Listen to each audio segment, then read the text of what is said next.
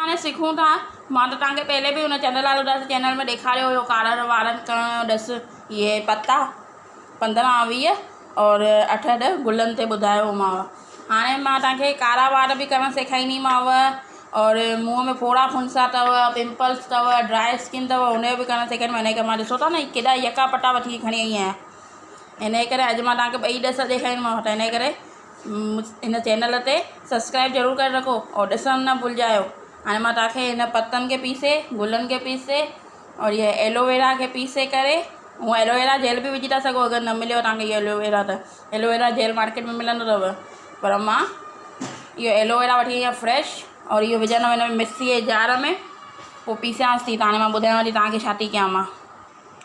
हाणे ॾिसो पिसजी आहे, चटणी थी वई आहे। हिन में आहे न मां चयोमांव न मुंहं ते हलंदासीं तव्हांजा इहे रिंकल फ्री तव्हांजी त्वचा कंदासीं, इहे डैंड्रफ बि कंदासीं वार और चहिरो कंदासीं रिंकल फ्री, मुहासा फ्री, कील फ्री। इहे मुहासा कील किचिरा निकिरंदा आहिनि न, त इहे पतनि में 2 चमचा मां विधो गुलाब जल और हिन ॾिसो न चटणी थी वई आहे। इहो हलंदा असां मुंहं ते। हाणे ॾेखारियूं था कीअं कॉटन जी सहायता ते हरी था सघो, त बि मां तव्हांखे हरी करे ॾेखारींदीमांव।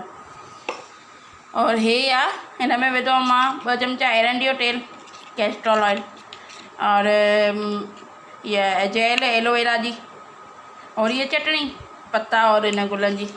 हिन खे बि घुमाए घुमाए करे इहो लेप ठही वियो न, इहो असां हलंदासीं वारनि ते। इहो वारनि ते हरी करे हिन सां न असांखे डैंड्रफ न थींदो, असांजा वार कारा थुल्हा मज़बूत और शाइनिंग बि ईंदा। मेन त शाइनिंग हिन में ॾाढी आहे। और जेको इहो तेल ॾिसो था न, हिन सां वार ॾाढा मज़बूत थींदा अथव, वॾा बि थींदा अथव। ॾाढो जाड़ो तेल हूंदो आहे एरंडी जो तेल, त तव्हांखे ख़बर ई आहे कीअं ॻाढ़ो हूंदो आहे, ईअं सफ़ा ईअं चुप गोंद वांगुरु ईअं चुपट हूंदो आहे। उहो तेल विधो आहे और हिन सां छा वार वॾा बि थींदा आहिनि और शाइनिंग बि थींदी आहे, मज़बूत थींदा आहिनि, टुटंदा न आहिनि ईअं। त इहो हाणे वारनि ते हरी ॾेखारियांव थी। हे ॾिसो तव्हांखे ॾेखारियो न, ईअं वारनि ते आहे न की मेहंदी कीअं सहारंदा आहियूं, पर ईअं जड़ुनि सहारो त छा आहे तव्हांखे ईअं डैंड्रफ बि न थींदो और वार ॾाढा ईअं अंदरां जड़ुनि खां मज़बूत थी वेंदव।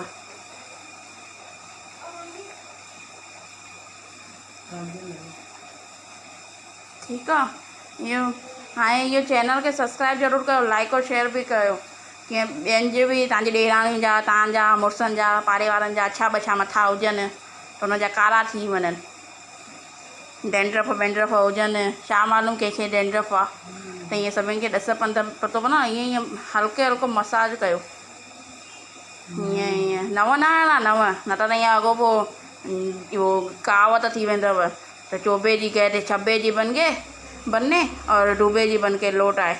यानी भाई तव्हां चयो इहो ईअं मुंहं ते हरी था सघो। हाणे त मां मुंहं ते हरी चुकी आहियां, त हाणे तव्हांखे छा ॾेखारियां, हाणे मां ॿाहुनि ते थी हलां। हिन में गुलाब जल और पतियूं